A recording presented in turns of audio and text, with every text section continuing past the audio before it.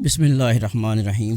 پچھلے دو حصوں میں ہم نے حجۃ الوداع کا ذکر کیا کہ حضور اکرم صلی اللہ علیہ وسلم حجۃ الوداع پہ تشریف لے گئے۔ مکہ میں ان کے ساتھ 1,24,000 یا 1,44,000 کم و بیش صحابہ کرام کا ٹھاٹھے مارتا ہوا لشکر تھا، اور اس وقت حضور اکرم صلی اللہ علیہ وسلم نے اسلام کے متعلق جو ان کو آگاہی دی اور جو ان کو ہدایات دیں، صحابہ کرام کو یہ کہا کہ بلغوا عنی ولو آیا، کہ تم تک جو کچھ پہنچا ہے دوسروں تک پہنچانا تمہاری ذمہ داری ہے۔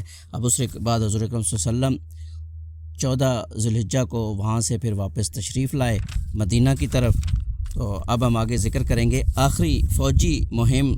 رومن امپائر کی کبریائی کو گوارا نہ تھا کہ وہ اسلام اور اہل اسلام کے زندہ رہنے کا حق تسلیم کرے، اس لیے اس کے قلمروں میں رہنے والا کوئی شخص اسلام کا حلقہ بگوش ہو جاتا تو اس کے جان کی خیر نہ رہتی، جیسا کہ معاون کے رومی گورنر حضرت فروہ بن عمر جذامی کے ساتھ پیش آ چکا تھا۔ اس جرأت بے محالہ اور اس غرور بیجا کے پیش نظر رسول اللہ صلی اللہ علیہ وسلم نے صفر 11 ہجری میں ایک بڑے لشکر کی تیاری شروع فرمائی، اور حضرت اسامہ بن زید رضی اللہ تعالیٰ عنہ کو اس کا سپہ سالار مقرر فرماتے ہوئے حکم دیا کہ بلقا کا علاقہ اور دار روم کے فلسطینی سرزمین سواروں کے ذریعے روند آؤ۔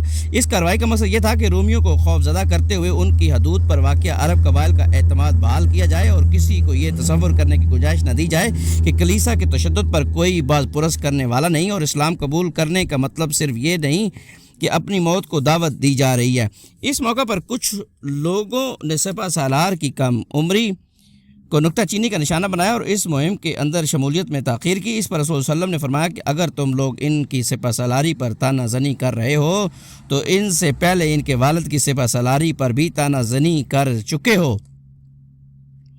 حالانکہ وہ خدا کی قسم سپہ سالاری کے اہل تھے اور میرے نزدیک محبوب ترین لوگوں میں سے تھے، اور یہ بھی ان کے بعد میرے نزدیک محبوب ترین لوگوں میں سے ہیں۔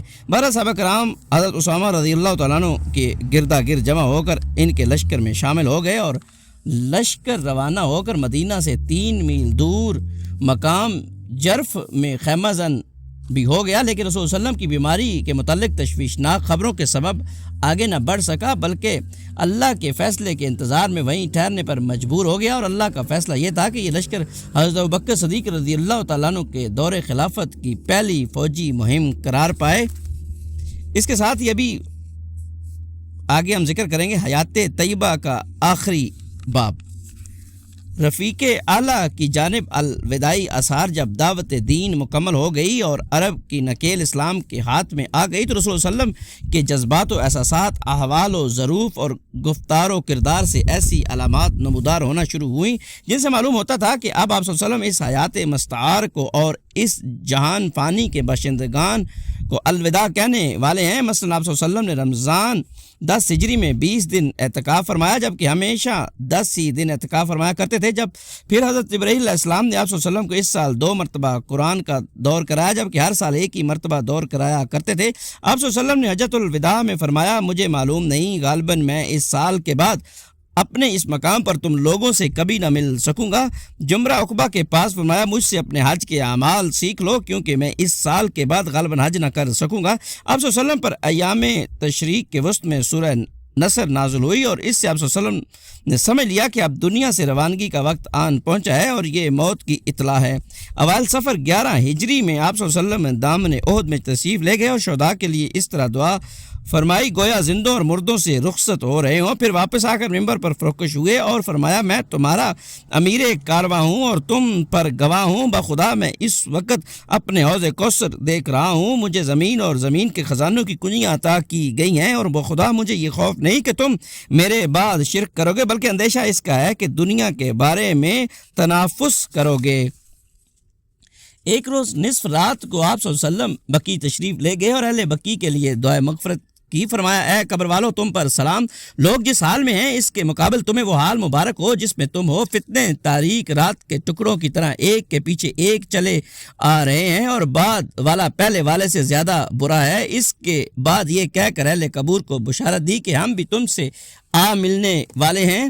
مرض کا آغاز 29 صفر 11 ہجری روز دوشنبہ کو رسول صلی اللہ علیہ وسلم ایک جنازے میں بقیع تشریف لے گئے۔ واپسی پر راستے میں درد سر شروع ہو گیا اور حرارت اتنی تیز ہو گئی کہ سر پر بندھی ہوئی پٹی کے اوپر سے محسوس کی جانے لگی۔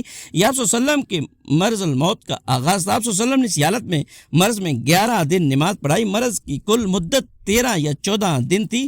آخری ہفتہ رسول صلی اللہ علیہ وسلم کی طبیعت روز بروز بوجھل ہوتی جا رہی تھی۔ اسی دوران آپ صلی اللہ علیہ وسلم ازواج مطہرات سے پوچھتے رہتے تھے کہ میں کل کہاں رہوں گا، میں کل کہاں رہوں گا۔ اس سوال سے آپ صلی اللہ علیہ وسلم کا جو مقصود تھا ازواج مطہرات اسے سمجھ گئی، چنانچہ انہوں نے اجازت دے دی کہ آپ صلی اللہ علیہ وسلم جہاں چاہیں رہیں۔ اس کے بعد آپ صلی اللہ علیہ وسلم حضرت عائشہ رضی اللہ تعالیٰ عنہ کے مکان میں منتقل ہو گئے۔ منتقلی کے وقت حضرت فضل بن عباس اور علی ابن ابی طالب رضی اللہ تعالیٰ عنہ کے درمیان ٹیک لگا کر چل رہے تھے۔ سر پر پٹی بندھی تھی اور پاؤں زمین پر گھسٹ رہے تھے۔ اس کیفیت کے ساتھ آپ صلی اللہ علیہ وسلم حضرت عائشہ رضی اللہ تعالیٰ عنہ کے مکان میں تشریف لائے اور پھر حیات طیبہ مبارکہ کا آخری ہفتہ وہیں گزارا۔ حضرت عائشہ رضی اللہ تعالیٰ عنہ معوذات اور رسول اللہ صلی اللہ علیہ وسلم سے حفظ کی ہوئی دعائیں پڑھ کر آپ صلی اللہ علیہ وسلم پر دم کرتی رہتی تھیں اور برکت کی امید میں آپ صلی اللہ علیہ وسلم کا ہاتھ آپ صلی اللہ علیہ وسلم کے جسم مبارک پر پھیرتی رہتی تھیں۔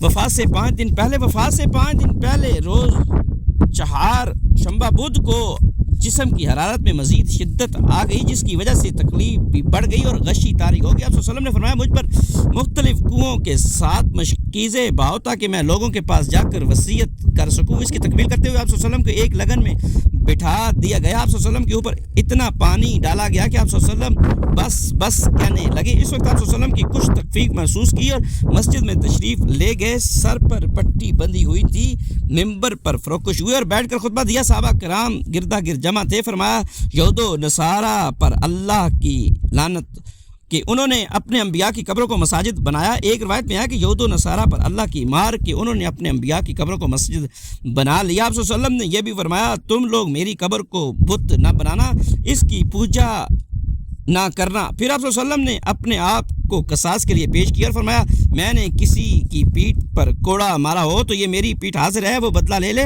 اور اگر کسی کی آبرو پر حرف رکھا ہو تو میں حاضر ہوں، بدلہ لے لے۔ اس کے بعد صلی اللہ علیہ وسلم ممبر سے نیچے تشریف لے آئے، زور کی نماز پڑھائی اور پھر ممبر پر تشریف لے گئے اور عداوت وغیرہ سے متعلق اپنی پچھلی باتیں دہرائیں۔ ایک شخص نے کہا آپ صلی اللہ علیہ وسلم کے ذمہ میرے 3 درہم باقی۔ آپ صلی اللہ علیہ وسلم نے فضل بن عباس رضی اللہ عنہ سے فرمایا انہیں ادا کر دو۔ اس کے بعد انصار کے بارے میں وصیت فرمائی۔ فرمایا میں تمہیں انصار کے بارے میں وصیت کرتا ہوں کیونکہ وہ میرے قلب و جگر ہیں، ان کی اپنی ذمہ داری پوری کر دی مگر ان کے حقوق باقی رہ گئے ہیں، لہذا ان کے نیکوکاروں سے قبول کرنا اور ان کے بدکار سے درگزر کرنا۔ ایک روایت میں ہے کہ آپ صلی اللہ علیہ وسلم نے فرمایا لوگ بڑھتے جائیں گے اور انصار گھٹتے جائیں گے یہاں تک کہ کھانے میں نمک کی طرح ہو جائیں گے، لہذا تمہارا جو آدمی کسی نفع اور نقصان پہنچانے والے کام کا والی ہو تو وہ ان کے نیکوکاروں سے قبول کرے اور ان کے بدکاروں سے درگزر کرے۔ اس کے بعد صلی اللہ علیہ وسلم نے فرمایا ایک بندے کو اللہ نے اختیار دیا کہ وہ یا تو دنیا کی چمک دمک اور زیب و زینت میں سے جو کچھ چاہیے اللہ اسے دے دے یا اللہ کے پاس جو کچھ ہے اسے اختیار کر لے۔ تو اس بندے نے اللہ کے پاس والی چیز کو اختیار کر لیا۔ ابو سعید خدری رضی اللہ تعالیٰ عنہ کا بیان ہے کہ یہ بات سن کر ابوبکر صدیق رضی اللہ تعالیٰ عنہ رونے لگے اور فرمایا ہم اپنے ماں باپ سمیت آپ صلی اللہ علیہ وسلم پر قربان، اس پر ہمیں تعجب ہوا۔ لوگوں نے کہا اس بڈھے کو دیکھو، رسول صلی اللہ علیہ وسلم کو ایک بندے کے بارے میں یہ بتا رہے ہیں کہ اللہ نے اسے اختیار دیا کہ دنیا کی چمک دمک اور زیب و زینت میں جو چاہے اللہ اسے دے دے یا وہ اللہ کے پاس جو کچھ ہے اسے اختیار کرے۔ اور یہ بڈھا کہہ رہا کہ ہم اپنے ماں باپ کے ساتھ رسول صلی اللہ علیہ وسلم قربان، لیکن چند دن بعد واضح ہوا کہ جس بندے کو اختیار دیا گیا تھا وہ خود رسول اللہ صلی اللہ علیہ وسلم تھے اور ابوبکر صدیق رضی اللہ تعالیٰ عنہ سے سب سے زیادہ صاحب علم تھے۔ پھر رسول صلی اللہ علیہ وسلم نے فرمایا مجھ پر اپنی رفاقت اور مال میں سب سے زیادہ صاحب احسان ابو بکر ہیں، اور اگر میں اپنے رب کے علاوہ کسی اور کو خلیل بناتا تو ابو بکر کو خلیل بناتا، لیکن ان کے ساتھ اسلام کی اخوت و محبت کا تعلق ہے۔ مسجد میں کوئی دروازہ باقی نہ چھوڑا جائے بلکہ اسے لازماً بند کر دیا جائے سوائے ابو بکر کے دروازے کے۔